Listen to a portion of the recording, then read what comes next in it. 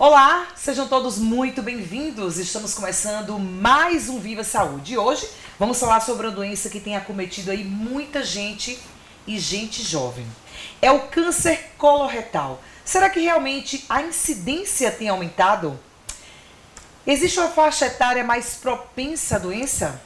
Essa e outras dúvidas iremos tirar agora, neste exato momento, com ela, doutora Shirlane Frutuoso, que é especialista no assunto. Doutora Shirlane Frutuoso já está aqui com a gente. Ela é coloproctologista e coordenadora da residência de coloproctologia do Hospital Santa Isabel. Seja muito bem-vinda, doutora Shirlane. Muito obrigada por abrir o espaço para a gente conversar sobre uma patologia tão importante e tão prevalente no nosso meio. Levar a público com toda certeza. Doutora, primeiro eu queria que a senhora falasse um pouco sobre o câncer coloretal e o que é essa doença. Muito bem. O câncer coloretal, popularmente, ele é conhecido como câncer de intestino. Na verdade, era um câncer que não era muito comum, não. Ele era, quando a gente começou a fazer campanhas há 15 anos atrás, as campanhas de prevenção, ele era o sexto, o quinto câncer mais frequente. Mas ele está cada vez mais prevalente no mundo todo. Hoje ele é a segunda causa de morte por câncer no mundo. E no Brasil é o segundo câncer mais frequente, tanto do homem quanto da mulher. Quais são os sintomas mais comuns? Infelizmente, o câncer coloretal, quando ele apresenta sintomas, frequentemente ele já está no estágio avançado. É por isso que a gente tem que fazer o que a gente chama de exames de prevenção. Quando ele apresenta os sintomas, normalmente são sangramento nas fezes associado a uma alteração do hábito intestinal, aquela pessoa que tinha um intestino que funcionava normal e de repente começa a ficar constipado, passa um mês com a constipação, frequentemente associado com dor abdominal, sangramento nas fezes, fraqueza, cansaço, até uma anemia. Doutora, quais são as opções de triagem disponíveis para o câncer coloretal e com que frequência o paciente deve realizá-la? O câncer coloretal ele tem uma particularidade.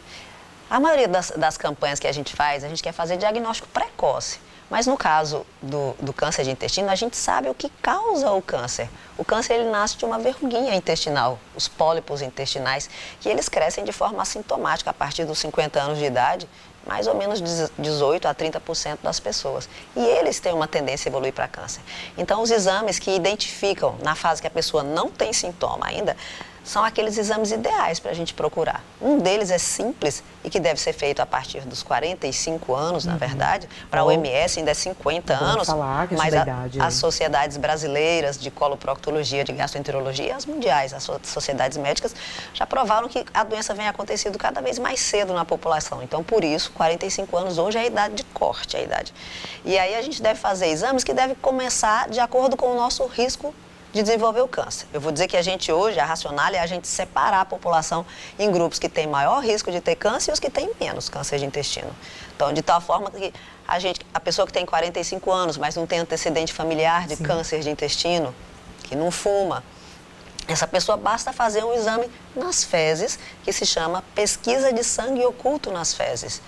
É um exame simples, barato, em que você procura hemoglobina humana nas fezes. Ou seja, você pode comer carne vermelha que o exame não vai dar positivo, certo?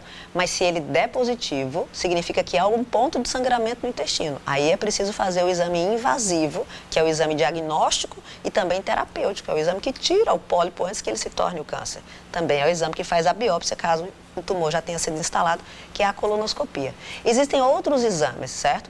Mas os exames ideais, os exames que, para a população de uma forma geral, a nível público, inclusive, são os dois melhores e os indicados a partir dos 45 anos. Pesquisa de sangue oculto nas fezes e colonoscopia. Doutora, o corpo fala, isso é fato, né? E muita gente fica protelando. Não, depois eu vejo que aí estou sentindo uma dorzinha aqui, aquilo, e acaba agravando, como a senhora enfatizou bem, né? Exatamente. A prevenção é tudo, né? Assim, fazer o diagnóstico da doença nos estágios precoces, realmente você tem melhores resultados no tratamento, até com índices de cura de até 90%, é verdade. Mas esse não é a estatística normal. O câncer de intestino, o índice de cura dele é em torno de 60%, certo? Justamente porque os sintomas demoram para aparecer. Então, as pessoas têm que fazer a prevenção, e a prevenção é a mudança do estilo de vida. O câncer está relacionado, infelizmente, e por isso é que ele vem crescendo, ele é uma doença mais comum nos países desenvolvidos, mas os países em desenvolvimento, como o Brasil, eles estão as pessoas estão adotando os hábitos alimentares e um estilo de vida ocidentalizado que leva e que aumenta o índice de câncer de intestino. Então, a mudança do estilo de vida ela é fundamental como prevenção. Quais são os fatores de riscos e como diminuir esse risco? Um fator de risco, o principal fator de risco é a idade, esse é o que a gente não pode mexer, né? Mas existem os evitáveis, certo? Por exemplo, a gente sabe que o câncer de intestino, ele está fortemente ligado à ingestão de carne vermelha e alimentos gordurosos. Então, certo, a gente deveria comer no máximo 500 gramas de carne vermelha por semana. Corresponde à palma da sua mão, é um método mnemônico que a gente usa, um bifinho que você deve comer, ó, a palma da sua mão bem fininho, certo? Por semana, você deve comer no máximo 4 vezes por semana, é isso aí. A ingestão de carne vermelha, a ingestão de alimentos gordurosos, que mais? O tabagismo é um fator importantíssimo. A obesidade, a baixa ingestão de fibras e o sedentarismo. São fatores do estilo de vida que são determinantes do surgimento do câncer na população. E é por isso que o câncer de intestino ele vem sendo aumentado cada vez mais nos países em desenvolvimento. Os desenvolvidos ele já cresce há muito tempo. Só que nesses países existem manobras ou métodos de diagnóstico precoce que a gente chama de rastreamento instituído, uma política pública. O Brasil ainda caminha nisso. Nós não temos políticas públicas instituídas para a população, para rastrear a população, para evitar o câncer de intestino fazendo a retirada dos pólipos. Colonoscopia é um exame muito caro. Então é preciso, na verdade, a própria população discutir isso para fomentar essa política pública a nível federal e as coisas mudarem. A história do câncer intestinal mudar. O principal também, né, doutora, a questão do sedentarismo. Sim. Que vem piorando cada vez mais. Acho que depois da pandemia também, né? Também. E a obesidade acompanha, né? Exato. Tem um trabalho muito interessante que fala o seguinte, que só tratar a obesidade mórbida já reduz em 30% o índice de risco de câncer de intestino nessa população. Para você ver o tanto que a obesidade tem um papel importante no câncer intestinal. Doutora, falando sobre diagnóstico, que a senhora está falando, como é feito o diagnóstico, né, e o tratamento do câncer coloretal? Muito bem. Eu fiquei falando colonoscopia, mas talvez a população fique sem entender o que é exatamente a colonoscopia, né? Então, eu vou explicar mais ou menos. A colonoscopia ela é um exame que não é feito com o paciente acordado. É um exame que é introduzido uma pequena câmera. O aparelho ele tem uma sonda que tem uma câmera que permite que se veja o intestino por dentro, uma câmera maleável, né? O paciente faz esse exame dormindo, ele não vê o exame, mas é preciso que ele esteja preparado, ou seja, o intestino precisa estar bem limpo. É feito um preparo para ter uma diarreia antes para o intestino ficar limpo. Então, muitas vezes o paciente se queixa mais da diarreia do que do exame em si. Mas é necessário porque é preciso ver as lesões e o intestino precisa estar limpo.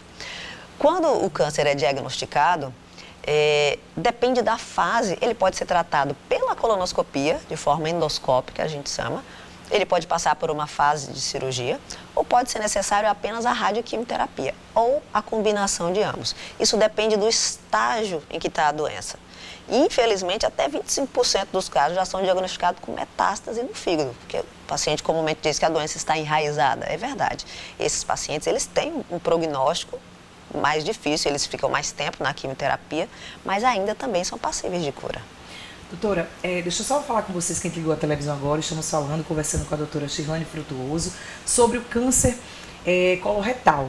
Só enfatizando mais uma vez, relembrando a questão da faixa etária propensa a desenvolver a doença. Vamos relembrar, doutora? Pronto, ela é mais comum na faixa etária entre 50 e 75 anos. Entretanto, nos últimos anos, a gente tem visto um aumento da frequência de pessoas mais jovens, especialmente a partir dos 45 anos. Nos últimos 5 anos, houve um aumento de mais ou menos 2,5% nessa faixa etária. Meu Deus, aí juntou tudo aquilo que a senhora falou, inclusive o sedentarismo, né? Exatamente. Me diga uma coisa, os avanços sobre o tratamento da doença. Muito bem, tem bastante avanço, especialmente a nível molecular. Hoje em dia, algumas drogas, elas respondem melhor se a gente não tem determinadas alterações genéticas. O próprio tumor, ele tem alterações específicas que funcionam como marcadores. Então, essa é a grande evolução no tratamento. De tal forma que o tumor de reto já é passível de tratamento até sem cirurgia, que antes era um absurdo. O tratamento do reto era igual à cirurgia. Hoje, determinados pacientes que se enquadram nesse perfil conseguem a resposta completa ao tratamento com radioquimioterapia. Tá aí.